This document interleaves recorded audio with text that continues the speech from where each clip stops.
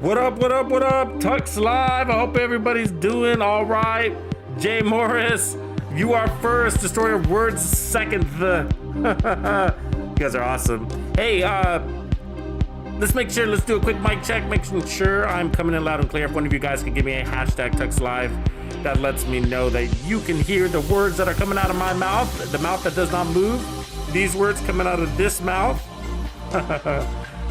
What up, Agent Taco? I like that name. That's funny, man. Agent Taquito. What's going on? I got a good show for you guys today. We will be taking a look at the build that most of you will be coming out of that live stream. I'm sorry, the premiere, where I just showcased this really cool build, and that's why everybody's popping in right now because they just got done watching that video. Welcome, Digital Dog, Xander, Latina, Sinner, Biko, my boy, and Agent Taco. All right. It sounds like I am coming in live. So, if you didn't come, I think Jay Morris was first because I think he came independently outside of that premiere. But if you didn't come from the premiere that we just watched, then let me quickly show you at a high level the build. And if you missed the build video, then I invite you to watch it. It's not very long. It's just a 10-minute build video. And I have the link in the description area of this live stream, so you can check that out. Or if you're watching this on a replay, you can definitely check out the full details of this build. But what I really want to focus on here is I got this really nicely tuned, all right? So it's got just shy of 1 million weapon-based damage. I got 260% headshot damage, which is just right. 14% armor damage, which is nice. Okay, but the kicker for this build is the 97% accuracy. So for all of you out there that think you have, and I will go into some more details on this build in a few minutes after we see a little bit of gameplay. But this build is specifically for you guys out there that think you have potato aim, like Destroyer of Words, the Tater Nader. What up, Blackwater? Welcome, brother. Luis Vasquez, appreciate you, man. Confirm you can hear me.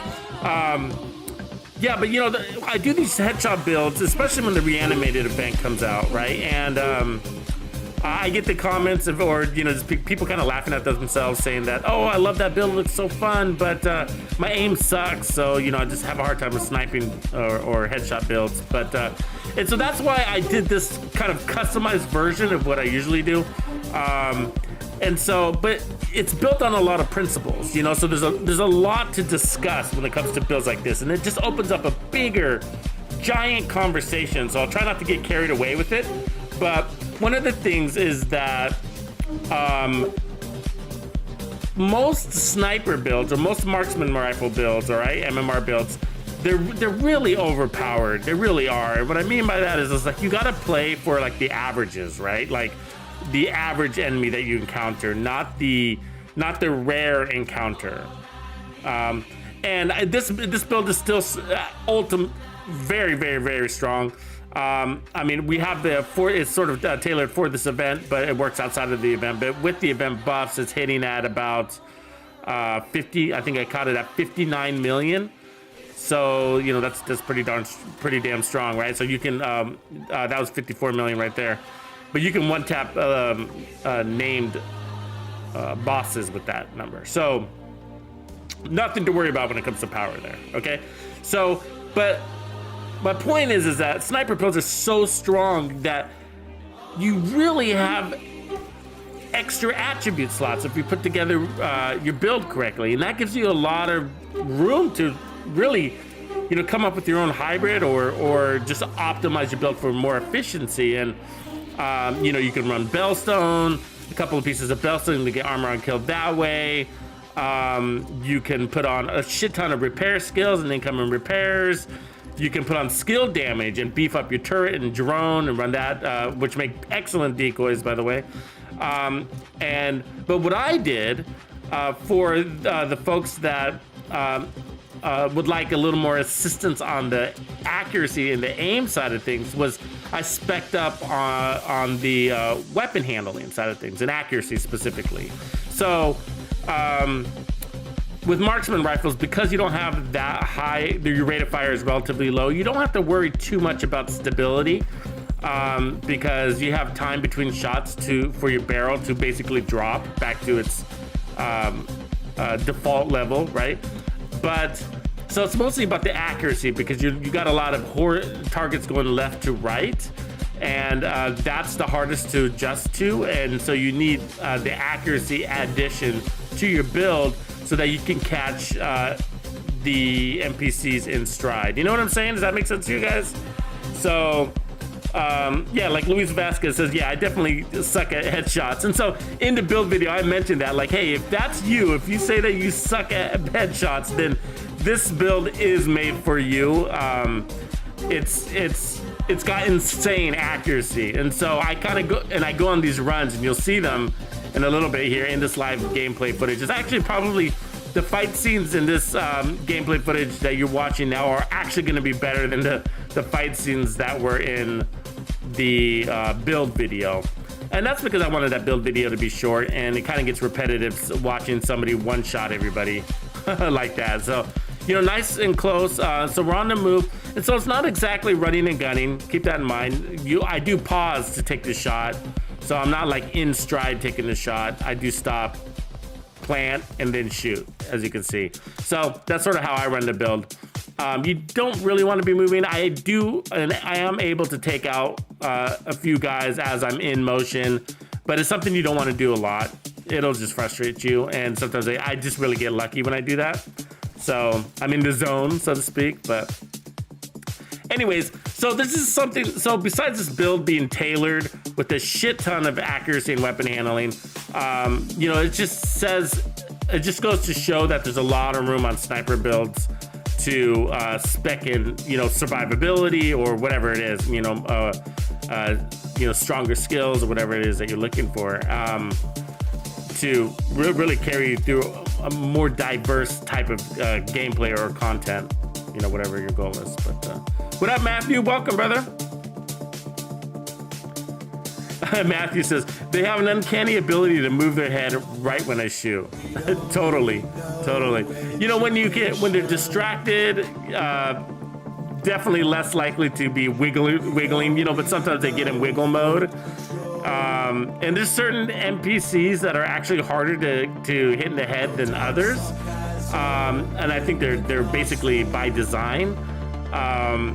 Like, for example, when you're fighting the True Sons, the Grenader lady, she's actually pretty hard to pick off. But I think the decoy does the best job for me, because I noticed that they sort of stay steady as they shoot at the decoy. They kind of move slow and kind of in a more predictable pattern. So that's one reason why I really like the decoy. But the booster hive, you know, I use the shield in case I get in trouble, but the reality is it's sort of I don't have any options because I've been running this with directives. And so, you know, I got the cooldown thing happening, and so you can only use the shield once, basically, and then it's worthless. So, but otherwise, if you're not running directives, I actually recommend the booster. Get even more weapon handling out of it. And so the weapon handling is nice because you're putting out a lot of damage, right? A lot of shots, you know, for what you're doing. And so you're basically clearing all the enemies, right? You're taking them all on. And so,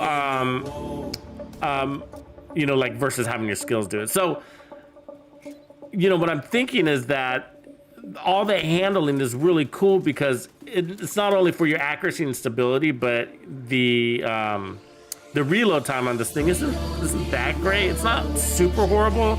It's, I think, by default somewhere around, you know, 3.6 seconds. And so, you know, obviously the lower you can get that, then the faster you can clear content, like seriously.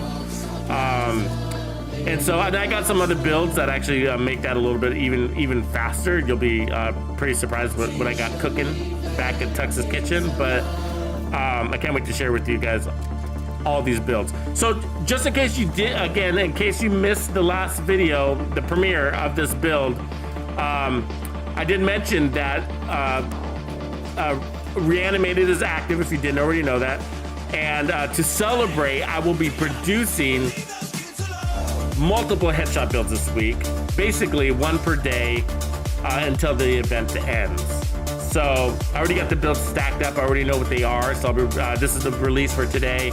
You'll get a new headshot build tomorrow and the following day. And so basically what I'm gonna do is try to make the videos as short as possible, 10 minutes or less, and then do a live stream right after so that we can discuss the build, answer your questions, and also so you can see some more of that gameplay unedited. So that's the difference between with the live streams. When I feature a build in a live stream, it's unedited. So the only editing you will see sometimes is just the fast traveling between control points. But in this one, there's no editing whatsoever. So you're seeing raw fighting footage instead of the edited stuff. So that might help you get a broader picture of how this build performs. But it does really well. I'm having a ton of fun with it. And you guys, this is like the best event in the game. I really hope you, I'm gonna explain more on that in a minute. If I forget, somebody remind me, but let me get to some of these questions here. Yeah, that's true. Destroyer says you can land more headshots if you foam them as well as the decoy. That's totally true. Again, I have, I'm running directives and I'll go into more of that in a minute, but, and so consumable skills aren't really handy for what I'm doing, but that's an excellent idea if you guys aren't running directives. So, yeah. So Destroyer Words is hitting a 59 million with the Virginian build. If you guys don't know, I have a build called Virginian. You should check that one out. And also the Virginian is for sale in one of the Dark Zone vendors. The Virginian is the named 1886. It's actually the hardest hitting, probably the most powerful weapon in the game, I would say. Definitely in the rifle category. So it's got the highest base weapon damage, and then also it's got perfect boomerang on it, which gives it 75% more weapon damage, and you get the bullet back. So it's a nice little treat of a weapon. I love it, actually. It's one of my favorite in the game. Might even be, actually probably would just below the Regulus. If you guys are curious on what my favorite weapon in the game is, it's definitely the Regulus. It is so unique and really effective. It does what it says it's gonna do. It's simple, it's not complicated. It's got a high base weapon damage. You know what I mean? It's easy to get the handling under control. It's just, it does what it does, and it does it really well. The explosions, right, is really, really handy. That is very unique, right? There's nothing else in the game that does that. That headshot explode and everybody bleeds and everybody gets damaged. So I really like that weapon. But behind that, my favorite weapon is probably the Virginian, actually. So, which is the name 1886. It's a Dark Zone exclusive. I'll give you guys a peek of what that looks like in case you've never seen it. But that's my second favorite weapon in the game. It's a slow and steady shooter, right? But it just hits hard as a truck. I mean, to the face. And so I like these headhunter builds. And the Virginian is a really good one to use for this event. And since they're selling it, I recommend giving that build a try as well. But no worries, I will be putting out a Virginian build, an updated one. For those of you like Destroyer of Words who happen to have the Virginian, or if you're just about to purchase it from the Dark Zone, which I recommend you do, then I will have another build for you. What up, Felipe? Felipe Barcelos. Where you from, Felipe? I'm glad you made the stream, brother. Appreciate you, man. Let's see, what did I miss? What is this build? One shot? Yeah, this is a one shot everything. Okay, so yeah, that's probably a good segue. So, again, I'm not gonna go into full build details right now, but I will at the very end of this video, okay? I mean, of this live stream. But, and that's because I do have an actual build video that just premiered. You can find the link in the description area of this live stream and go check it out. But this is focused on the MMR. What I want you to notice here is it's the White Death, okay? But look at the accuracy and stability, right? It's maxed out on the weapon. But notice I'm running preservation. That's a big deal. That's 20% armor on kill, always, okay? Because we're always going for the head. We're always getting headshot kills. I mean, like 99% of the time. And so, dude, that's really, really, really good thing. And I'm actually, for marksman rifles, I'm not a big fan of all the talents that they give us to use. So I feel like, running the defense on the weapon which is something I don't do a lot, but in this case, it just makes a lot of sense because I'm just not a big fan of all the weapon talents they give us for sniper builds. And so you know, like when I'm running sniper outside of the White Death, it's the Mantis, which has its own talent, of course. But as you can see, I'm running 3 pieces of Overlord, which is giving us crazy amounts of accuracy and weapon handling. So that's basically 30% accuracy right there, if you look at it that way. And then I got another 8% on the attributes, so that's 38%. So basically 40% accuracy just off of this set. And then I got another more handling, basically rolled everywhere. And then I'm running 2 pieces of Petrov, which is giving me damage to armor, as well as more weapon handling. So that's why this build is really stable. So yeah, this is a one hit and quit build, and it's a lot of fun. It's definitely doing the destruction that it's intended to do. So clocking in at about at a high of about 59 million, I think it's definitely what I've seen. I'm not sure if it's hit higher than that, but that's what I've caught is 59 million. I think it's averaging at about 39 or 40 million, between 39 and 41 million, and that greatly varies. Like that guy just died at 38 million, and so what the enemy can take is part of it, right? Can they handle 40 million? Can they consume that? Is also going to dictate how much the weapon's going to do as far as damage. But with this, I have to remind myself, you know, this is not a sit back and play deep like most marksman rifles. The idea is to actually sort of run and gun. Now, again, like I said earlier, I'm not literally shooting in stride. And if I have to do that, I'll switch to my pistol, or I am running an 1886 as my secondary weapon as well. But like right there, so see, I'm trying to shoot in stride right there. It was a bad idea. Switch to the pistol, and I saved my life, right? So as I'm kind of moving from A to B, so you kind of want to pop and cover, and then, you know, take a couple of guys out, move to the next piece of cover, but play in nice and tight. You know, try to play inside 25 meters, inside 15 meters. Probably 15 meters is the sweet spot, but you'll see me go point blank on quite a few of these folios. But a lot of fun. What up, Anton? Oh, Merry Christmas to everybody, by the way. I hope you guys had a really good Christmas, or whatever you celebrate on the 25th, 24th. But yeah, we do Christmas over here, and it was a really nice one. And yeah, we're still covered in snow. So we had a very white Christmas, and it's still snowing. So up here in the Northwest United States. But what up, John Versleis? Versluis? Am I saying that right? What up from Holland? I'm sure it's snowing up there. If I got snow, you got snow. Sinner361 has a question. Thank you for starting off your question with question. A good tip, by the way, folks. If you have a question, start it off with a question that catches my eye and ensures that I get to it. And I do try to get to everybody's question during the live streams, but if I do miss you, I apologize, but I really do try hard to catch everybody's questions. But Sinner asks, wouldn't be a good EB build also? Maybe? For sure. There's several different ways. I mean, but right now, Sinner, I'd probably take the striker route, because you're also going to get the RPM lift. I'd run 4-piece striker.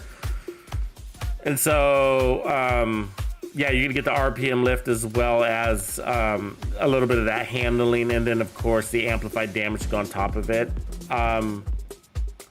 So, yeah, I mean, that's probably the route. But, yeah, definitely...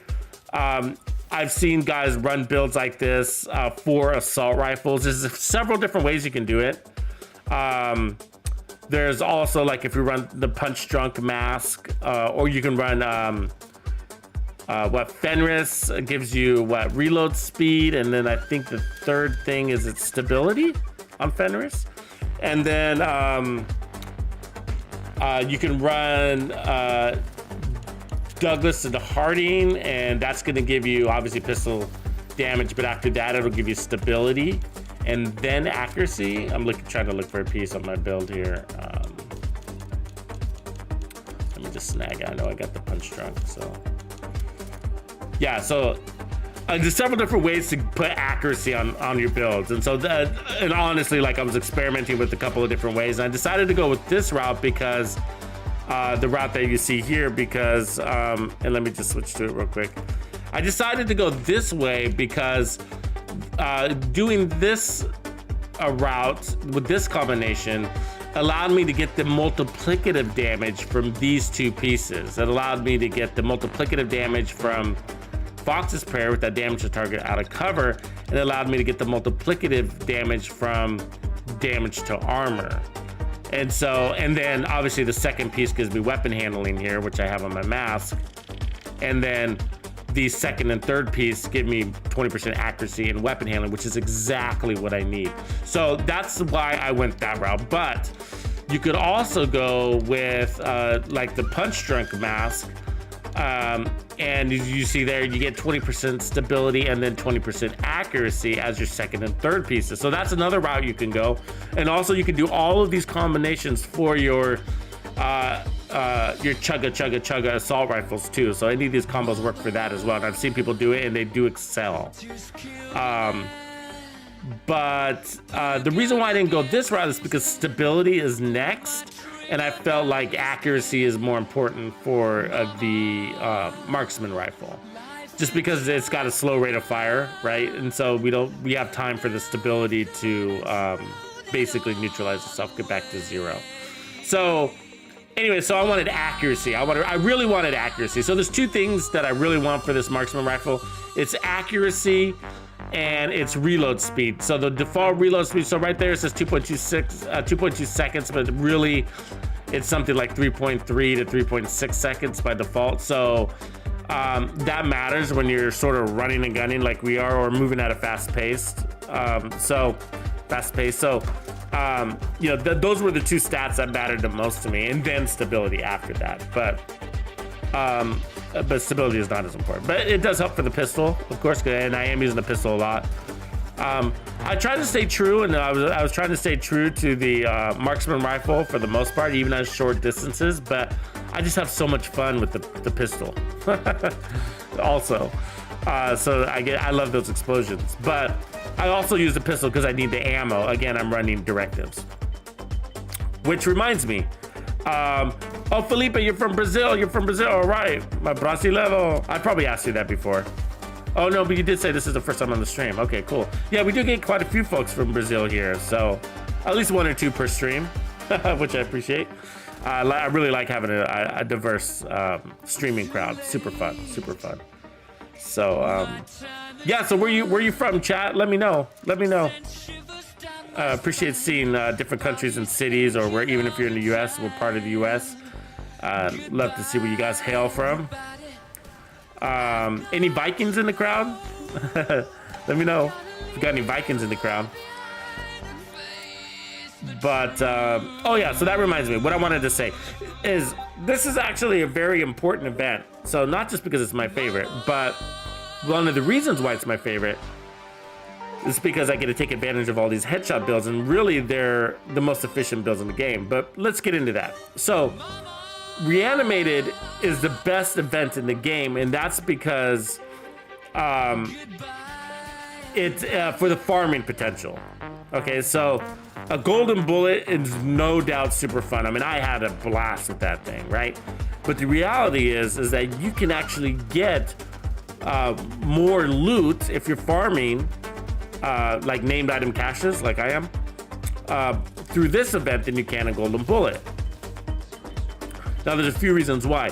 One is headshot kills give you that added XP bonus. I think it's something like in Heroic, it's going to be different depending on what difficulty you play, but I think in Heroic it averages, I believe, 2,400 per headshot kill. We'll see it, but yeah. So that's the kills. Actually, I'll turn off my webcam for a minute because it pops in the bottom left corner. But let's see what this head kill says. It just said it, but it went so fast. It'll summarize it too at the end of the mission. Let's see if we can get to here. 2,400. You see that right there? Kind of at the top leftish. So 2,400 bonus XP for every headshot kill. Okay. And how many enemies do we say are in a control point on Heroic? What, like 40? I don't know exactly. I've never actually counted, but that's a lot. It seems like 40. 40 to 50 almost. And if we're killing each one of those guys by headshot, and some of these guys we have to kill twice apparently, so we get all that XP, right? So yeah, that was another 2,400. So basically what that means is, like, I mean, think of all the wins you get when you level up. The goal is to level up, right? So with these events, okay, so with all of these events, the idea is to get as many red stars as possible. So red stars is something they implemented in what, like, isn't that quarter 4 last year? So I think it's been a full year now, I guess, since we've had this. Does that seem right? Does that sound right? I think so. Maybe it was March. Maybe it's been less than a year, but I'm not remembering. But basically, the idea is to get as many red stars. So when you play the events, you're going to get a rewards track. So that's, you know, free gifts, basically, just by playing the event. And you get a couple of named item caches there, a couple exotic caches, and everything in between. But the red stars you also get by completing the challenges. And I don't even really focus on the challenges. I just play. And by default, I end up knocking out most of the challenges just by playing. But when you have the event active, just by leveling up, you're going to get red stars. And red stars are extremely valuable, right? Because you can go to that seasoned vendor who's only open when one of these events is active, right? And then you can spend those red stars to buy basically any cache that you can think of that the game has. So there's like legacy season caches, there's exotic caches, optimization caches, weapon crafting caches, gear crafting caches, and then named item caches. And so named item caches are my favorite because they're one of the cheapest. They're like 4th cheapest, actually. And so the cheapest are 3 and 4 stars. And then the next step is at 8 stars with the named item caches. And then then it goes to 12 stars for everything in between the exotics. And then the exotics are 20 stars. So that's actually really, really cheap. Eight red stars is really easy to get. Now, so every time you level up, you get a star, and then you're basically farming those to buy these named item caches. Now, because you have one of the most efficient killing machines, you know, if you're running a build like this, right? I mean, one shot, one kill, it doesn't get any faster than that, right? So you can clear content really fast, especially if you're running solo. When these events come on, I do play in groups, but I really minimize it. You know, that's mostly just kind of hanging with the homies. But I really try to minimize it. I actually try not to do legendaries. Like for Golden Bullet and Reanimated, like I stay away from legendaries just because you don't get the payout. So if you want to level up your character, just first of all, don't do legendaries, okay? If your goal is to level up your character, because the amount of time you spend on a legendary, you could have taken out several heroic missions or control points or whatever, and probably double or triple the amount of XP a legendary gives you. So just keep that in mind. But also you want to stay out of the summit. So you don't get that much XP in the summit. I tried to track it the other day, but it's so long. Like, so when I do heroic content, I will level up at least once per control point without directives. And then I'm running directives, which means I'm going to level up even faster. So I have 3 directives, 3 out of 5 here. And that gives me an extra 75% XP on everything that I do. So I'm constantly leveling up, and so this gets me even more XP. Now, I did run directives with Golden Bullet, but you know, I'm not a big fan of it. But with Reanimated, the reason why it's again the best event in the game is because it sort of caters to directives. Like Pistolero, not a problem, right? Not a problem. We don't use a lot of ammo at all, and so the ammo regeneration that the build has, you know, just through sharpshooter is plenty. But to kick that off, you know, I just got to get a kill with the pistol, and you know, because this is a headhunter build, a headshot build, getting that ammo is really easy to do. Anyways, so the directives, and I'm not relying on skills. you know, and the fog of war is not a big deal. So directives are really easy with this build, you know. So and when I go into the summit, I put on even more directives. I run, you know, I think I was running 5, and I did go into the summit yesterday just because the map sucked, or the day before yesterday because the map sucked and I needed to farm. But yeah, but otherwise I try to stay out there. So when I run these events, again, it's any of these events, it's about maximum XP, because the more XP I get, that means the more I level up, and the more I level up, that means the more red stars I get, and the more red stars I get, that means the more named item caches. And so my goal is to get as many, I like to get at least 20 to 24 named item caches per event, which means I need, what is that? 160 red stars at least to get 20, right? Now the rewards track is going to give me 2 named item caches, so that puts me up at 22. But either way, that's 160 shade levels, and you have to do that in 7 days. And believe it or not, I'm not a video gamer, right? I am a community leader, so you know, I spend a lot of time working on builds or developing these videos, probably more than I actually play the game. And so, and I play a lot, so don't get me wrong. I'm not saying I don't. But, you know, but it's hard, you know, I can't dedicate like 8 hours a day or anything like that to playing just for red stars if they're not that important. Even though I would if I could. But, what up, Steven Rodriguez? What's up, brother? What up, Holmes?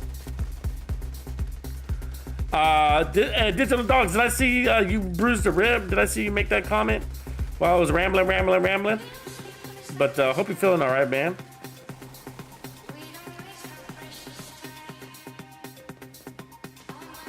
Or was that in the game that you were bruising your ribs?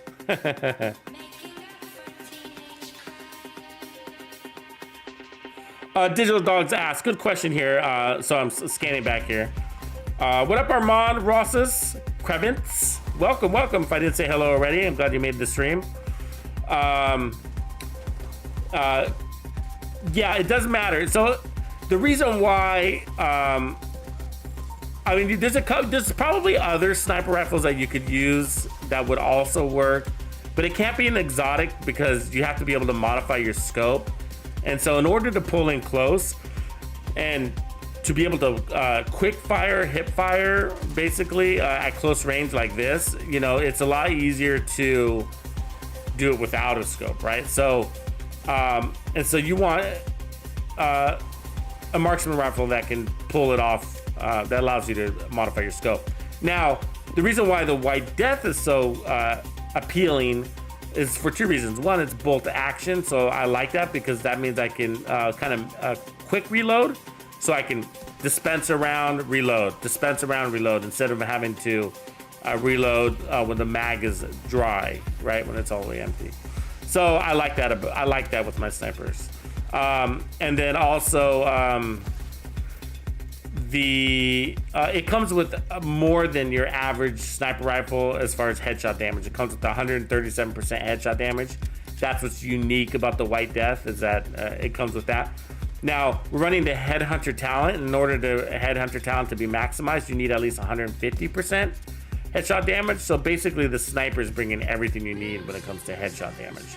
So that gives you a lot of room to figure out what else you're going to do with your build, because it just frees up a lot of space. So that's why I like this. But yeah, you could definitely try other snipers. Go with the one that you like.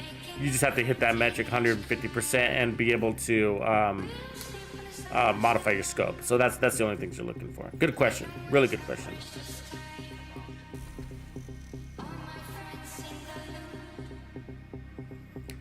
Yeah, Xander says, I'm going to have to tweak my headshot build tonight. Haha. Yeah, and I'll keep you busy, brother. All week, man. I'm going to put out a new one tomorrow morning. We'll do the same routine, man. I'll drop a new build and then go live right after, so we can see some more action on how the build performs. And, you know, we won't do long things either, you know, 10-minute videos, hour live stream kind of thing. So appreciate all of you guys that made it today.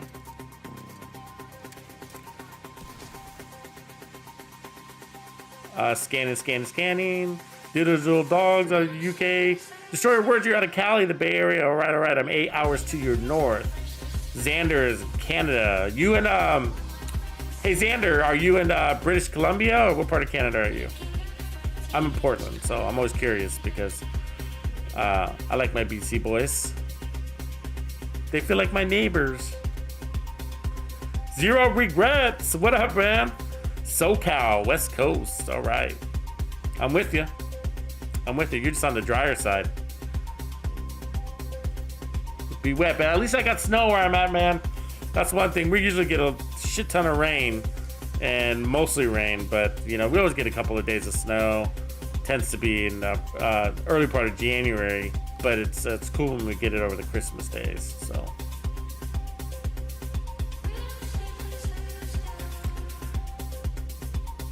What up, Wick the Swede? Appreciate you making it, man. We caught you. We caught you. Stephen Clinton in Vancouver also. All right, he's one of my BC boys then. But hey, so are you guys all running the event? Because it's a lot of fun.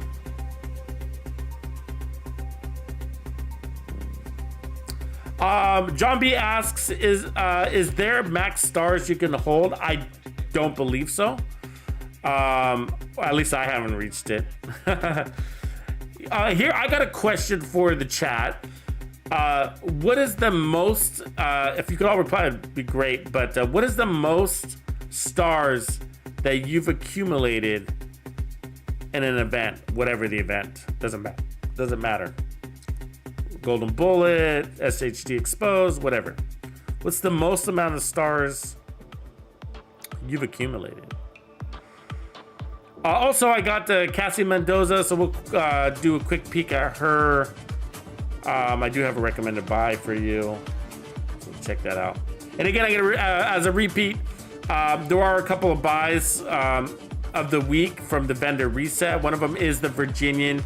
It is for sale. Actually, let me show you what that looks like. I'm going to pull it up while this gameplay is going. Okay. So this is the Virginian, all right?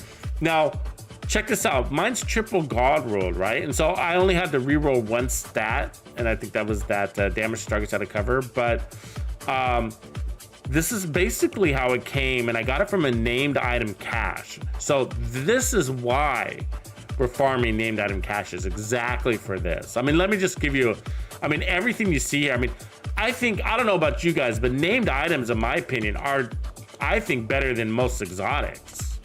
You know, I mean, there's obviously these exotics here are pretty badass. I mean, the Chameleon and the Capacitor are pretty badass, and then the Regulus. But as far as like sheer quantity, you know, if we were doing an arms race and which is better, I would go with named item cache. Named items. I think they do way better. But yeah, so the Virginian, it comes with perfect boomerang. So critical hits have a 75% chance to return the bullet, and then you get 50% increased damage. That's a lot of damage, because look at that base damage, right? So you're getting that on top of the crit, on top of the, so you're gonna get the base damage with the crit, right? And then you're gonna, the crit damage on top of that, and then you're gonna get the 50% increased damage on top of that, as well as all your damage multipliers like damage targets out of cover, or, you know, damage to armor, whatever else you got going on your build. Now, most people are gonna be running the Fox's Prayer, so you're also gonna get that damage targets out of cover there. So that's why this is a nasty, nasty, nasty little rifle. And then it puts up, you know, you basically get to shoot that bullet twice. So yeah, it's so much fun. So if you don't have this, this is for sale right now, and I can't remember which DZ vendor, but one of them selling it. Now, it's not that great of one, but you have to have this gun. So whatever version it is, I would get it. So anyways, just a little quick tangent on that.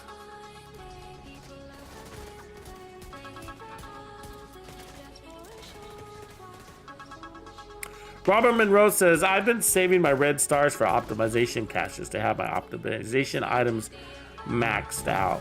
Yeah, you know, I've been kind of iffy about that, Robert. I'm glad you brought it up, because you know, if you look at what's inside an optimization cache, you know, you get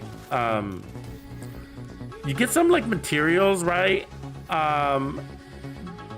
like, you know, weaves and stuff like that. I do come in those caches, but for the most part, I think we're all looking for those SHD tokens or whatever you call those, right? Because I think you get them from killing control point bosses, basically, right? And you get one. Well, I think they might even be more rare than that. I think, yeah, that's right. I think you get them from rogues. I can't remember all the places you get them, but they're sort of more rare than you would think, and that's why they don't add up. But the other ones do. The recon ones do. Those are the ones you get for clear control points, and so I find that I'm always maxed out there. But anyways, with the SHD components, you know, the main one, SHD, you know, you can get that just from your watch, right? You know, just from every time you level up, you get a point that you could spend on you know, components or whatever resources. And I spend most of mine on or I end up spending a big chunk on those optimization dealios as well. But so that's another way to farm it, is just by leveling up your character too. But because I noticed in the optimization caches you only get 3 of those SHD components, 3 of those tokens basically. Which isn't very many. Here, check out this killing spree I go on right here. Boom. This is where the accuracy helps, because they come out of this door pretty fast actually, and the accuracy helps your gun follow their heads and quick fire on them. We're basically gonna kill all these guys coming out this door, and there's a ton of them. It's like a train wreck of idiots. Punch to the face. You get a punch to the face.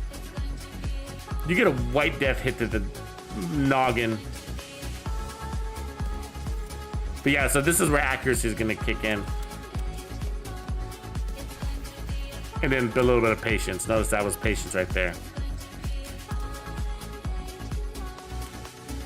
But yeah, I go on another killing spree on this control point too. At the next boss spawn. I love doing the boss spawn killing sprees. It makes my day.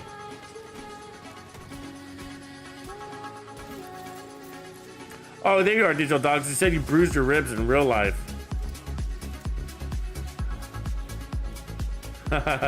You were walking with your bike and you got noticed. So you got in a bike wreck, Digital Dogs, but you weren't actually on your bike? Is that what you're trying to tell me? That's hilarious. Oh, man. I gotta celebrate Christmas the way you do.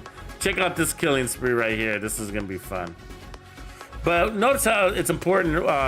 The patience is key here. Pick your shots. Calm, steady. But also notice how I pull in on the enemy. Like I get even closer if I can.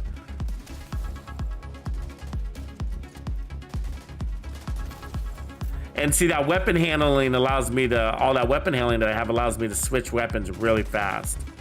So it's part of it's just acquisition. The other part is switching weapons.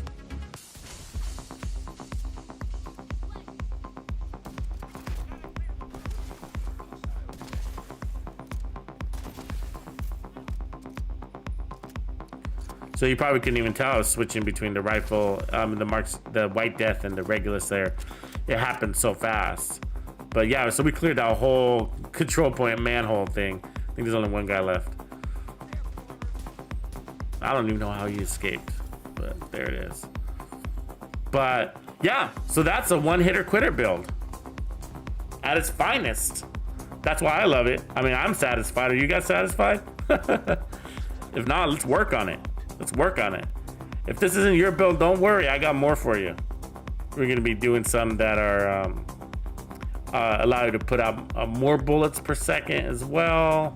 We can go full auto on the head. We can do some pistol stuff, more focus on the pistol stuff, but different. So all the builds that I have for you are going to be, you know, headshot builds, but they're all going to be different. So we're going to experiment with rifles, pistols, snipers, and assault rifles. So we'll be doing basically the full gamut. But I would go further, but because it's actually pretty fun to do shotgun headshot builds too, by the way. I don't know if any of you guys done that. If I have time, you know, before the event runs out, then I'll try to squeeze that one in also. Has anybody done a headshot shotgun build? What do you think about that? And which shotgun would you use? Anybody in chat done a headshot shotgun build? They've been around. Okay, so earlier I asked a question on how many red stars, total red stars, have you collected in an event? Anmar, Ondimar says 212. That's a lot, man. You're a farmer. Woo! Woo! 212, man. I'm telling you, I'm exhausted after 160, so kudos. Michael Myers, 200. I'm impressed, brother. Man, I need to be farming with you. Tony Fikes, Golden Bullet 60. That's healthy. That's for sure healthy. That's healthy. Yep. Because that'll get you. Let me see. It was about eight caches right there, and then you'll get 2 from the rewards track. So yeah, 60 is healthy. 126. Yeah, you were a digital dog. You were putting in some work. Matthew says, "What luck? I've been saving an Overlord chest with Headhunter and weapon handling." Yeah, actually. So check this out. I mean, I as I was configuring this build, like I don't save any Overlord. So besides the Fox's Prayer, you know, I just don't use Overlord enough to let it take up room in my stash. So I want you to be aware of that. But not that it's bad. It's just, you know, I just don't have space in my space to save it, to let it take up space. But it's really easy to farm. Have you ever noticed how easy Overlord is to farm? It's probably one of the easiest to farm in the game. It drops all the time, even if you're not looking for it. Araldi is like that too, if you're looking for Araldi. So there's that, but Overlord is really easy. I don't know if you noticed that. Like, it's always dropping in the game. You go to the summit and, you know, you'll see it dropping for, you know, you might be farming for SMGs and you're getting Overlord everywhere. You know, it's always dropping. So here we are, by the way, in Cassie's Shanty. This is Drug Addict Alley. So that's what these weirdos are doing. They're stretching after a long bender. But, yeah, I always like checking out this squad of misfits, see what they're up to. Random shit, apparently. Hey, there's a war outside, people. Get to it. What are you doing down here? Reading a book. There's a war. There's DC 62 right over your head. Just so you know. And what you're cataloging. Cool. But there's actually, Cassie does have something really interesting for us here, so I did want to make sure you saw this. But, so we got the invisible hand, that's crap. But check this one out. This perfect glass cannon is really nice. And so if you just look at it real quick, anyways, this is the sacrifice. So it's got perfect glass cannon, which gives you 30% amplified damage at the cost of 60% incoming damage. But for skill builds, this is a really, really good talent and chest piece. It actually outperforms basically anything that you could otherwise put on the chest for a skill. And what's also cool is it's not only going to beef up your skill, but it's also going to beef up your weapon, which is why I like it, because it does both. Okay, so all you have to do with this one is just reroll the core attribute to a skill tier, and then optimize out skill damage and crit damage, and that's perfect for a capacitor build. So that's exactly what I'm going to do with this, is save it for a capacitor build. So I bought one, and I suggest you do it also, and you have all week to do it, all week to find little Cassie Mendoza. But yeah, so she's hiding in the East Mall, but if you can find her, let me just skip ahead of this. The rest of this stuff is garbage, by the way, so I don't recommend anything else in that area as far as buying things. Agent Taco, you're from Toledo, Oregon. All right, I'm in Portland, so we're close. You're definitely a neighbor. I can't remember exactly where Toledo is. I know Toledo, but I just can't picture it on the map in my mind. I think it's off of I-5, isn't it? Kind of on the southern side, down towards Roseburg area. Am I mistaken? I'll have to Google it. Yeah, so guys, this has 2 pieces of petrol. You know what's really cool about this build is that all of you probably have this stuff for the most part.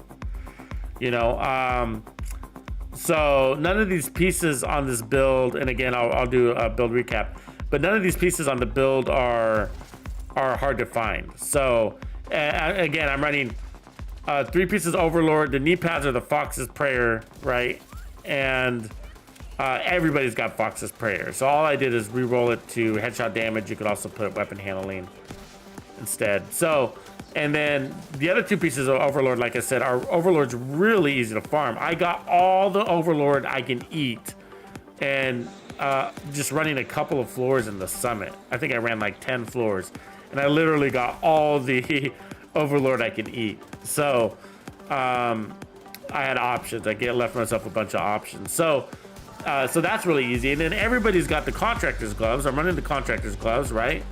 And so, you know, run those. And then, you know, you just have to farm for a Petrov Mask. And I don't think that's really hard.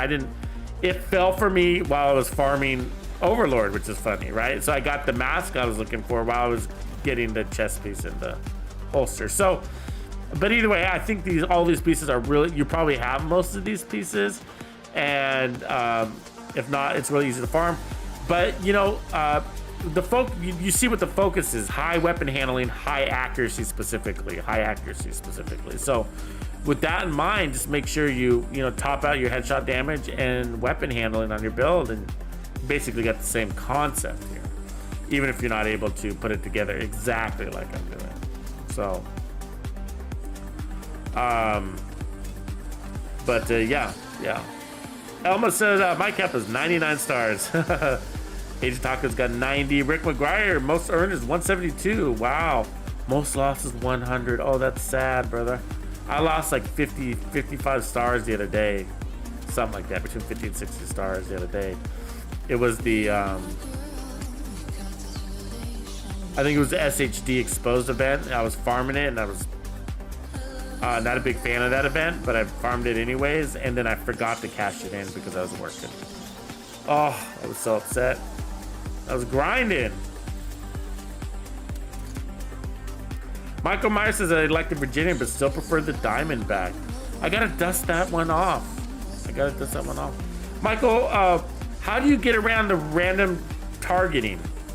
Or does that bother you? Or do you feel like that if you use the weapon enough, it sort of just evens itself out and gives you the targets that you're looking for? It's been a while since I've run it, so, but I know, you know, the random targeting can be frustrating because you might have 3 enemies to fight. One of them's standing right in front of you shooting at you, and then the one it targets is in the back, not putting any harm on you.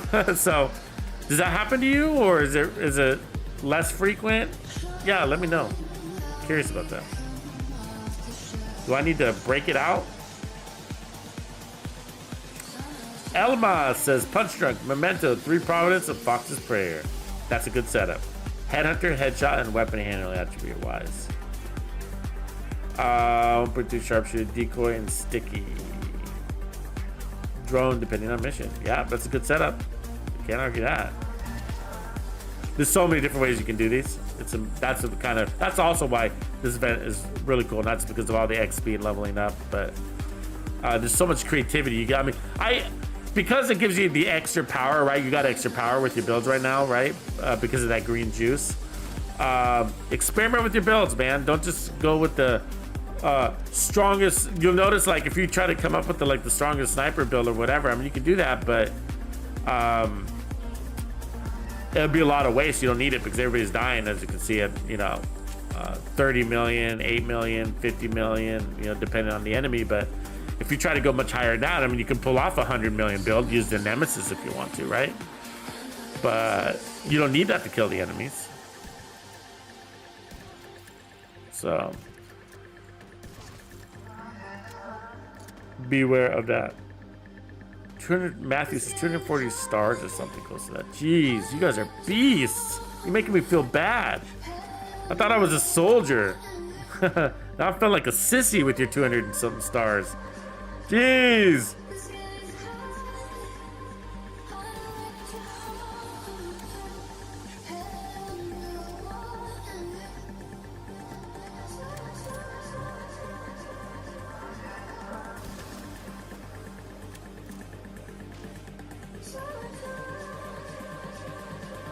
Brew, you're from Western Australia. All right. We got a few people on the channel that follow the channel from Australia.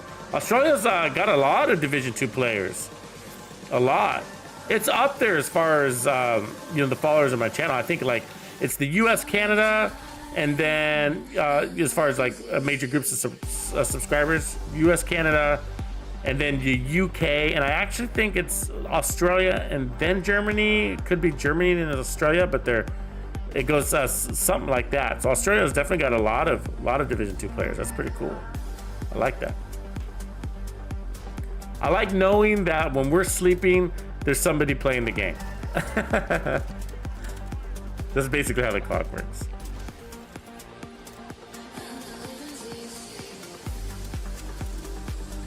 But yeah, thank you for letting me know where you're from too, guys. I appreciate that. Digital Dog says, question, I only got 2 characters. How do you get 4? Basically, you get 2 the same way you get 4 the same way you got 2.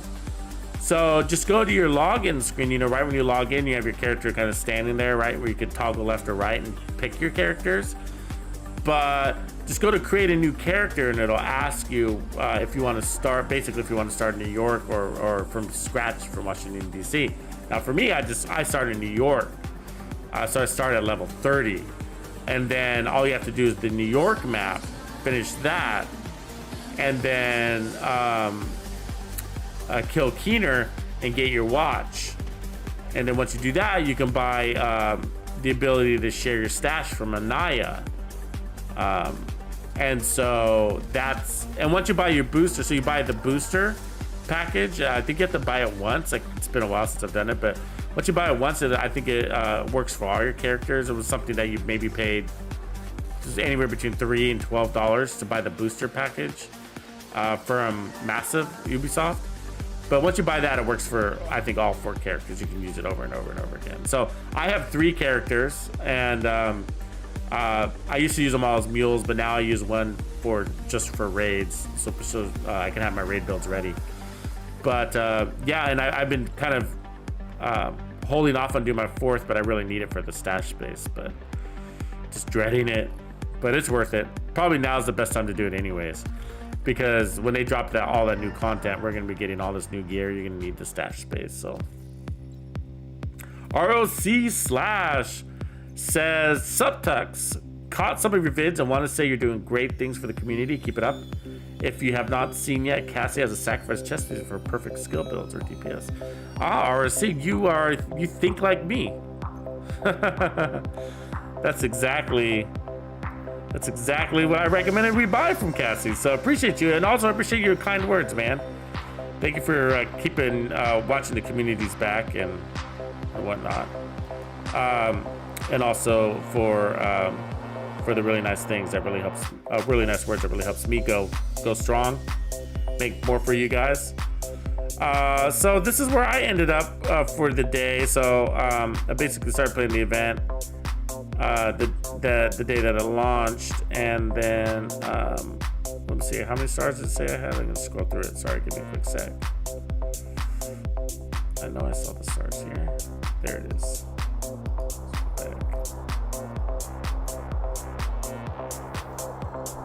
So 25. So that's a hard day's work right there. 25 stars. I feel like I should have more though, to be honest with you. Maybe I spent some already. No, maybe I didn't. I guess that makes sense. 24 hours, 25 stars. Okay, star an hour apparently. Obviously I didn't play for 25 hours, but so maybe that is a lot. It feels like the event is, I guess it's because we're doing back-to-back events. I think that's why it feels like I should have more. But Michael Myers says 511 always drops for me. I got something to say for you, Michael Myers, about that. All right, so I did that 511 build. You guys probably all saw it. It's called like when somebody dares you to do a 511 build and you accidentally fall in love, and it's all about income and repairs. Anyways, I did that build, and so I get 511 build all the time, a 511 gear all the time. But when you're looking for it, it doesn't drop. So you get shitty pieces. So I mean, how many of you guys here get like God rolled 511 and you're kind of like, oh man, I don't want to destroy it, it's so pretty, and so you end up keeping it just so that you destroy it later? Well, that happens to me all the time.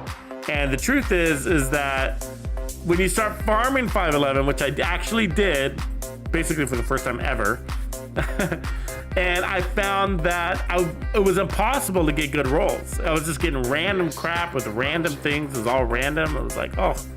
So I had to sort of settle and with the pizza I get after like a full day's farming. So, yuck. So, yep. Toledo, okay, Agent Taco, I hear you. Toledo is just outside of Newport. Okay, so you're off the coast. Okay, yeah, you're really close to me then. So I'm in Portland, so you're about an hour and 45 minutes away. So yeah, cool. Nice to know. Yeah, there's actually a few guys that follow my channel that are from Oregon. So it's nice to know that we got our own little division agency in the backyard. Hey man, if the Black Friday, plague actually breaks out, we should hook up. And it's probably safer in your neck of the woods, so I'll go to your house. So stock up on Doritos and Mountain Dew. And make sure you have a backup Jenny. That's what's funny about this game, right, guys? It's like, isn't that what's really funny is like I felt like right when this game kind of was peaking, that COVID hit, right? And so it's like, hey, this all seems really familiar, what the New York shit and this, seeing the CC, all of the acronyms for all the agencies that govern diseases and stuff like that. I'll try not to call them out, but you know what I'm talking about. All over the Washington D.C. area, right? It's just like, oh, this all feels so familiar. The Blackwater says, oh, I just moved from Portland. Where'd you move to? What city are you at now? Oh, Michael Myers says he used to be in Newport as well. Okay, yeah. So you guys know my neck of the woods. You know what I mean when I say it rains.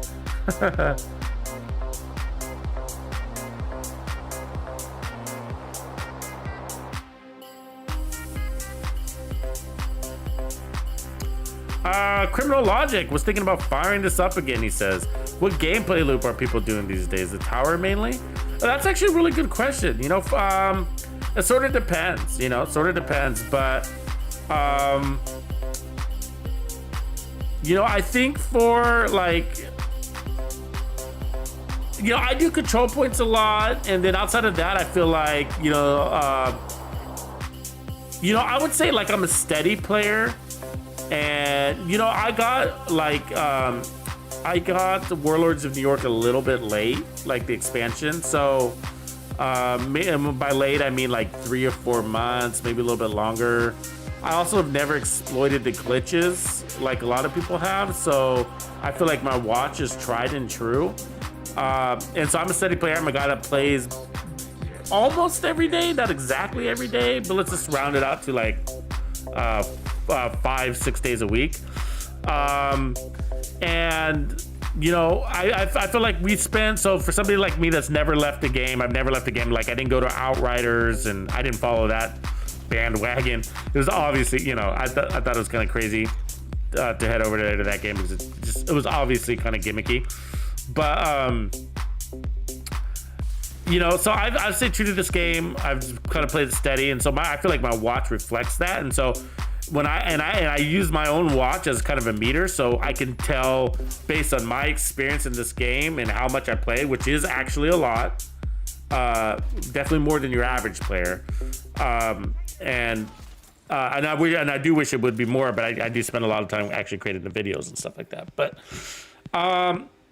yeah, so I do a lot of legendaries, and that also impacts my watch, right? Because legendaries you don't rank up a lot in legendaries. But so outside of that, I do control points, and then I do the raids sort of periodically, and I go through times where I don't do the raid at all because I'm so busy with the YouTube stuff. But so I feel like that story is exactly what people are doing. They're doing a lot of legendary, and then I think people go through kind of like summit phases, but most people go over there when the map sucks. That's what I do. But most people go there if they're farming they need to do the targeted loot deal. But the only time I go to the summit for 2 reasons, basically. One, if I'm looking to put on 10 directives for whatever reason, because you know I'm doing a challenge build, or I'm looking to farm something specific and it's not in DC. In the open world and control points, I like to farm control points. I don't do mission. I can't even tell you the last time I did an actual mission besides the legendary. Legendaries I do all the time, but last time I've done a heroic mission, geez, I think it was I think I've done 2 in the last 12 months. So I stopped doing heroic missions a long time ago. They just got really repetitive. So now I kind of like it's painful, really painful to do a heroic mission. But yeah, so I mean, I don't know. And I know a lot of people do heroic missions, but I stay away from those. So I feel like the only missions I do are legendary. Otherwise, I'm doing heroic control points and testing builds. But I'm sort of different because I'm always working on builds. So control points allow for more flexibility, but to jump in and out of fights. And the engagements are shorter, so less commitment. But what I like about I mean, have you guys ever, I'm sure you guys have all encountered this, like when you get into those mega battles, like where you attack a control point and then there's like an elite convoy, and then like an elite patrol comes through, and then an enemy faction starts shooting at you too, and then you get one of the aerial drones start attacking you, and then you get rogues. I've never had that, and then the controlled territory right next door to the neighboring territory that's controlled also joins in on the fight, and so you're literally fighting the whole map at one control point. You can't do that in a mission, right? That doesn't happen in missions. It only happens in control points where you can have these mega battles. And I really look forward to those mega battles. I mean, not just because it's awesome XP, which it is, but also because it gives you just a lot of like variables. It's a big variable, and nothing else in the game offers that. So I really like control points because of that variable, right?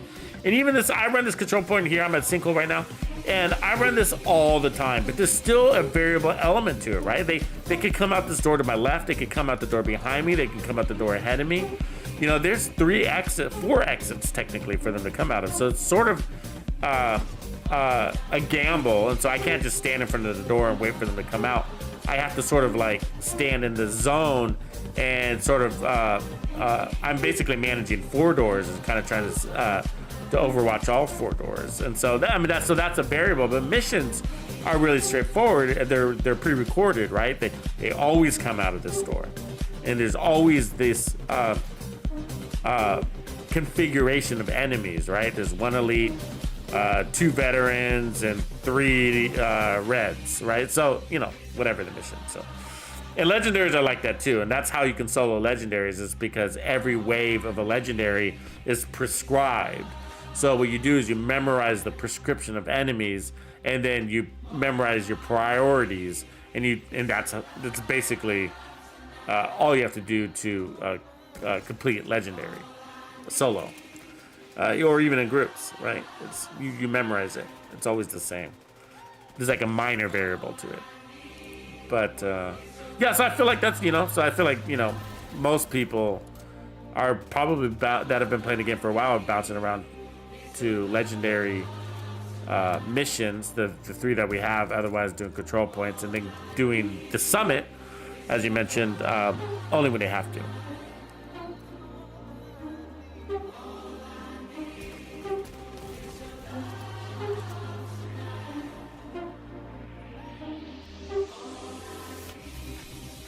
Roop says, question, does weapon handling have a cap on it?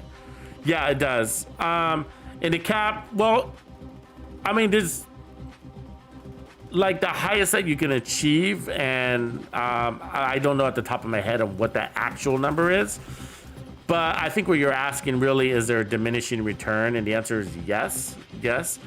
Now, the diminishing return is basically, there is a variable. It's a variable because it's subjective. It's based on your eye-hand, what's your perception really, but your eye-hand coordination, right? And how you can perceive or notice the difference in your handling, and whether you can take advantage of that through your muscle twitches, right? So that's a little bit unique for everybody, but I like to say overall, when it comes to weapon handling, somewhere between 45 and 60% is that nice place to be. So yeah, that's why brace actually, like if you run brace, you usually don't have to run a striker with brace. You can usually go one or the other. If you put them both together, you'd be at 60%, so that's okay too. But remember, you got a little bit of handling on your watch. So, but yeah, so 45 to 60%. Sort of, it does also depend on the weapon, like how bad is the weapon from the get-go, right?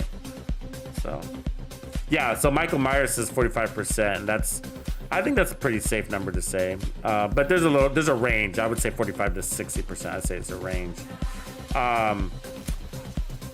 And actually, I put out a build video just last week where it's called "You Putting on Too Much Weapon Damage," and I recommend checking that one out. It's kind of got basically two extreme builds: one that has maximum weapon handling, really accuracy on an assault rifle, using the rail splitter, and then I compare it to the max DPS build, and I show them side by side the DPS in real time, which is really interesting to see if you guys haven't seen that video. Real-time comparison on DPS, time to kill, in action, in the field, using like the same heroic enemy archetypes. So, and you can actually see that it's actually, so one build had 186% accuracy, okay? And minimum crits. And then the other one had, was the meta basically, with the fox sprayer and contractor's gloves and even perfect glass cannon. And the time to kill was barely noticeable between a max weapon handling and a max DPS build, the meta basically. Now, what goes into, so the RPMs go into that too. So for both of those, I was using a CTAR, and the CTAR's got a high RPM, so that affects a lot of things as well. So, anyways, you should watch that video. It's fresh. I just put it out on last week, right before Christmas. So it's a good one to know if you guys are really curious on whether weapon handling is or is not for you. And then I give you a third build where I blend the two. The extreme builds, but the extreme weapon handling build, I ran that for like a week and a half, and I was loving it. I'm telling you, I went all in, guys. I was running, what's it called now? I just drew the blank. The one where you're in cover, and getting that 45%. I just drew a blank over the name. We were just talking about it, but yeah. So, and then I was running striker, 3 pieces of striker, so I was getting that weapon handling. Then I rolled weapon handling on everything, and then I had the rail splitter with accuracy mod. So the rail splitter alone was giving me 70% accuracy. So I love high accuracy builds. I think they really, really work for me. Blackwater, you went from Portland, Oregon to Portland, Maine. That's loco, man. That my head's gonna pop off. My head's gonna pop off. I don't get it. You can't do that. Don't make any sense. It's funny, man. You just like the name Portland, apparently.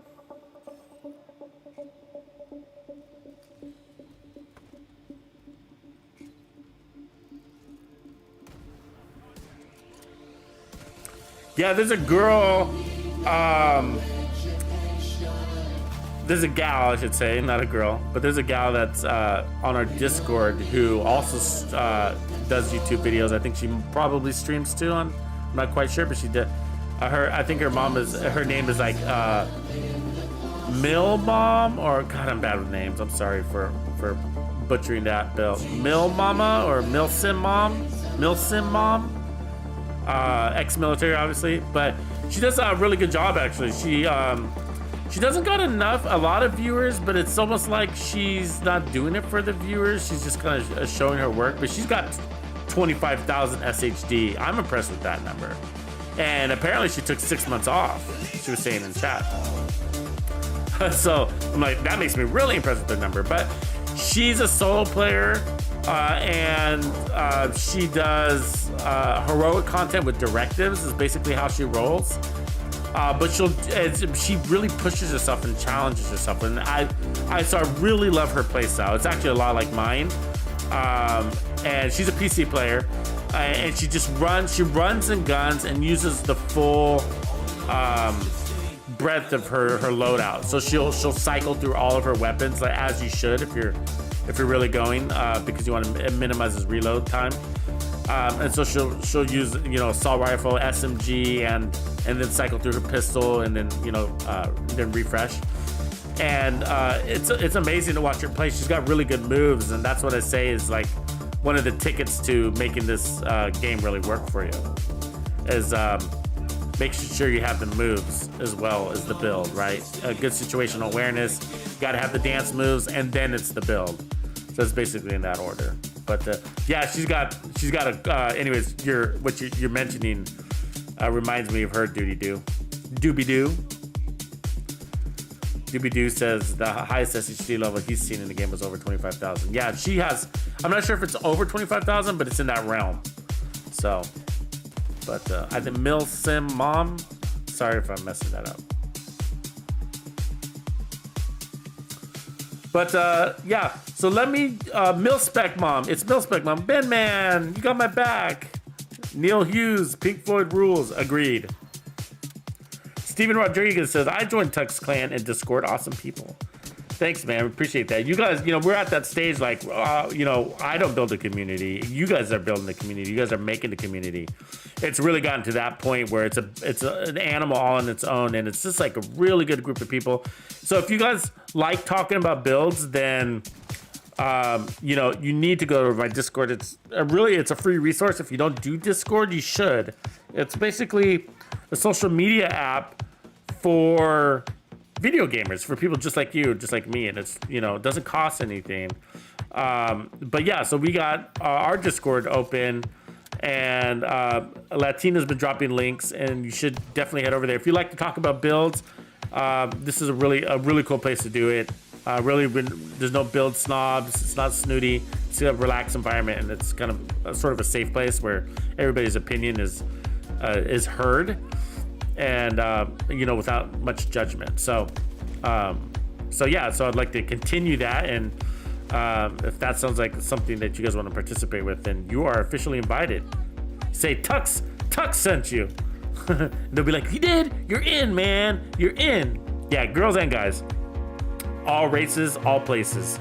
So, also, for those of you that are in the Players Club, and you're in the Players Club because you got a little skull next to your head. If you saw the video that I released this morning, I brought up 3 new classified builds that are all coming your way. And so these kind of stacked up because of the holidays. So they're coming.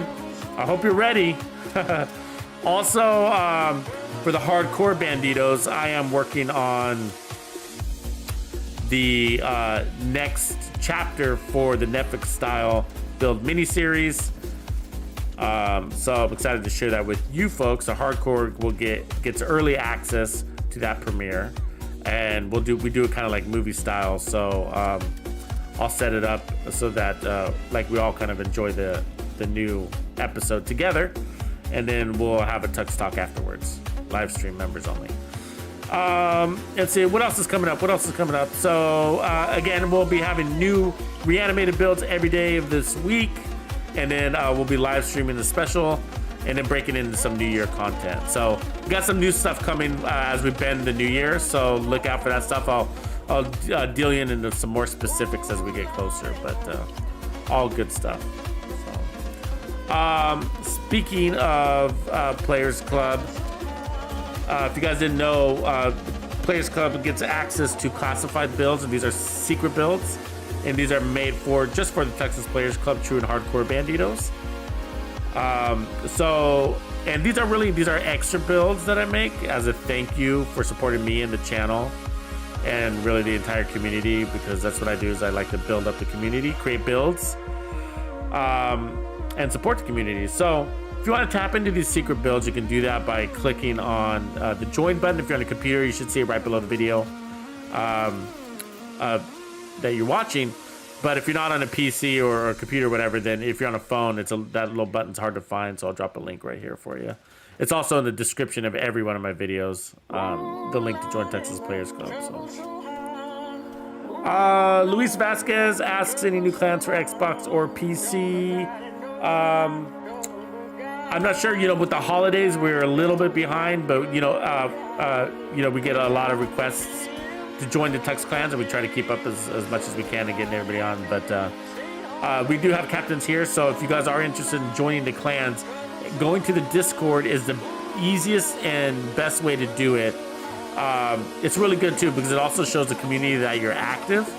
If you really love this game, guys, the Discord, man, you gotta do it. If you love this game and you want to get more out of it, it's all about the Discord, because it basically augments the Division 2 experience through the Discord, through the build channels. We also have lore channels, but we have group up channels to get together for raids. We have it split up by platform depending on what platform you're on. So like if you're on the Xbox, you'll see all the Xbox channels, and the PC people see PC channels. But either way, big community, lots going on. So if you really love this game, man, that's the place to be. But also, if you want to get affiliated with the clans, that's where they hang out. So you don't have to be on Discord to be part of the clans, but we love it when you are. Just because, we talk about builds, like if we're talking about raids, then we'll update, the prescribed builds, and we'll post them on Discord. So yeah, a lot of build stuff going on our Discord.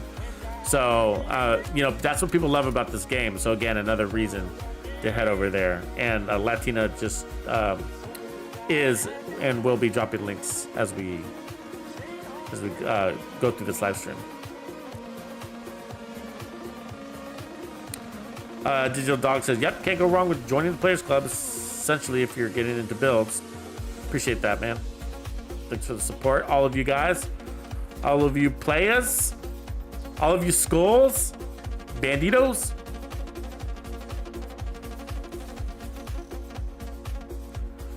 Stephen Clinton asks a really good build question, and thank you for starting off with question. On the Pestilence Armor Repair build, is incoming repairs and repair skills equal in power, or is one favored over the other? Thanks, Tux. Really, really good question. So one is favored over the other, and that is repair skills. So repair skills should be prioritized, okay, on incoming repair builds. But if you're doing a self-healer build, that's what I call it, a self-healer build, then to get the most efficiency out of your repairs coming to yourself, you need incoming repairs to do that.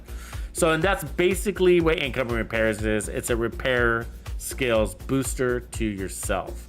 So the thing is that what's deceiving about incoming repairs is that it doesn't show in your statistics, right? So if let's just say for some reason, like you're running a fixer drone, and the base repairs on that fixer drone is probably about 22,000 if you have 0 skill tiers, right? It's about 22,000 heals per second. Now, if you put on an incoming repairs mod, you're gonna get 20% more repairs from that fixer drone to yourself. Except that's not gonna show up on your stats. When you look at the stats, it's still gonna say 22,000 heals per second. Just know that you're gonna get 20% more repairs out of that per second, that is, right? It's all based on time. Heals are all based on time, heals per second. The best way to do it, to test it, and I have this test, I did a video, it's not that old, it's probably about 4 or 5 weeks old now, called Incoming Repairs.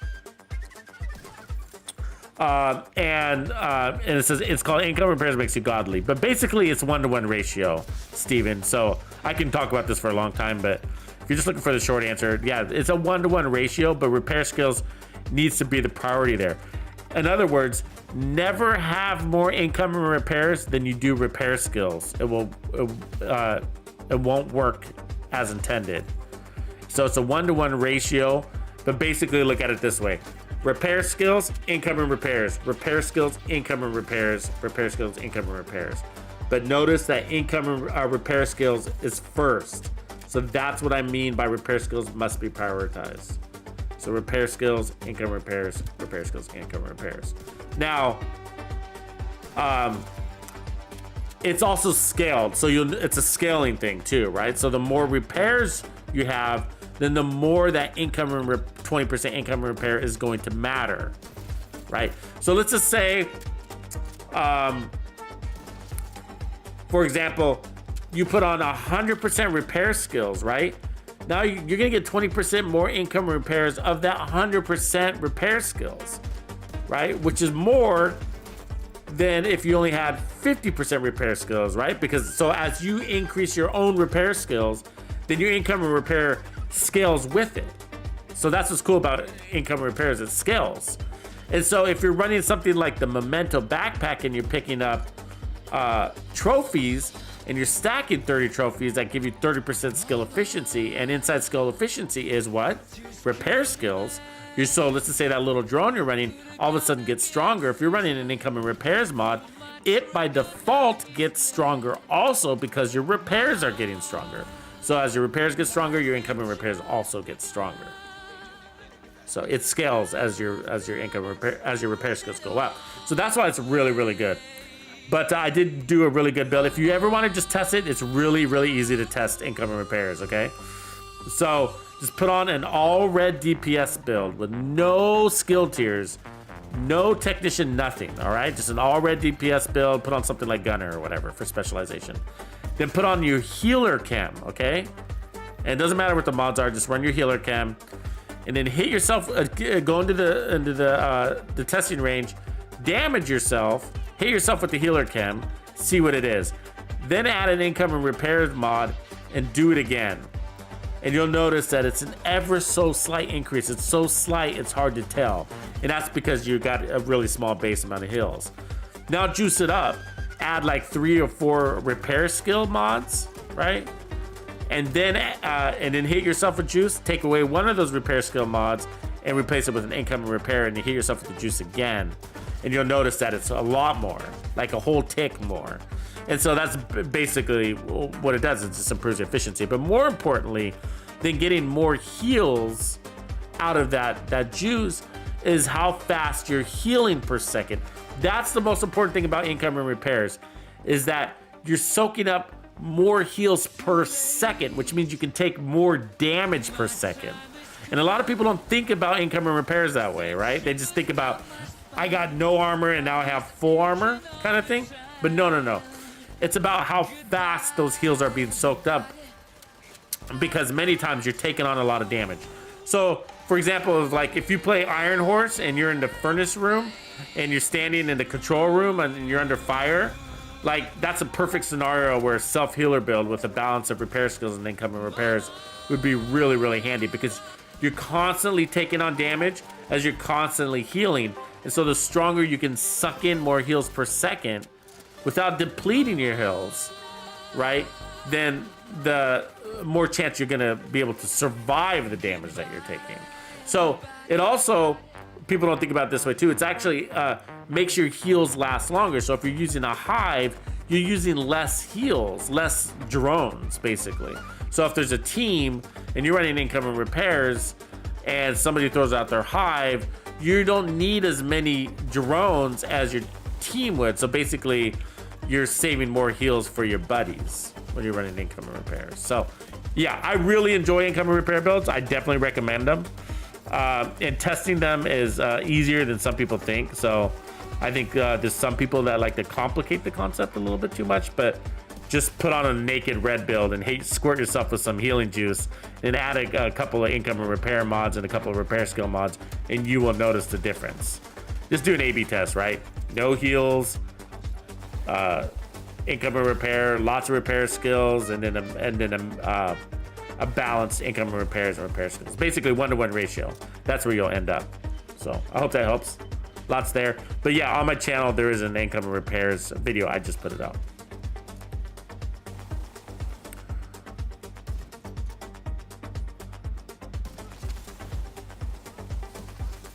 Appreciate you, Walter. Glad you enjoyed the stream. Hey, I do want to. I know. Stephen Clinton. Yeah. I mean, just to sum up, because I see you had a question that I just need to have a few income and repair mods. Yes.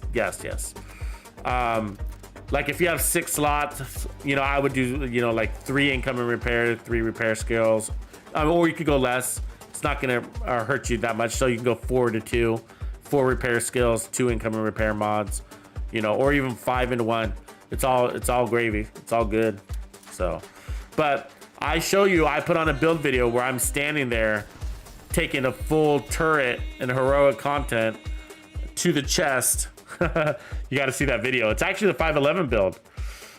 So when I created that 511 build, I decided to go the income and repairs route instead of the hazard protection. So when a lot of people do these 511 builds, they, you know, if they do it, they end up going to hazard protection route. But I thought it would be more interesting to do income and repairs. So, you know, while we're talking about it, I might as well just drop you the links and save you the trouble of having to search for this stuff. So, okay, so I'm gonna drop you a link here right now. So here's check out this 511 build.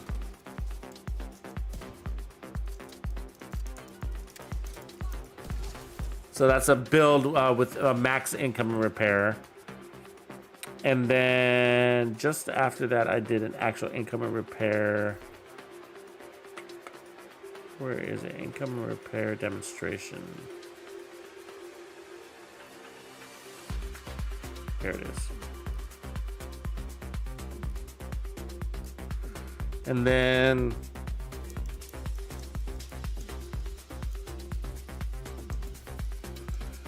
here's the data for you. There you go. Hope that helps there. Yeah, so the mask I'm wearing is the mask that my character's wearing. So Backwater had this question on how I got this mask. It was actually from an apparel event. And I believe it was a holiday apparel event, but it would have been 2 Christmases ago, I think. Pretty fresh after the game released. Warlords of New York, that is. So, yeah. Doki Zoki, yeah, brings up a good point. So if you use improvised gear, you can do mock RNK. And that's what I did, Doki Zoki, in that build. I did use improvised to max out the income and repairs. And now you have the, what are we calling it? The chill out mask, right? So the chill out mask is another version. So I am creating a new version without 511 using the D&H mask, but it's kind of tricky. So I'm still working on it. But because you want to make sure you're using both Alps and RNK on your build, and at the same time use the Memento backpack because of all the skill efficiency it brings to your build. So, you know, that kind of makes it tricky on whether the chill out mask is actually viable. So I'm still working on that. But yeah, good point, Doki Zoki. That's an excellent point.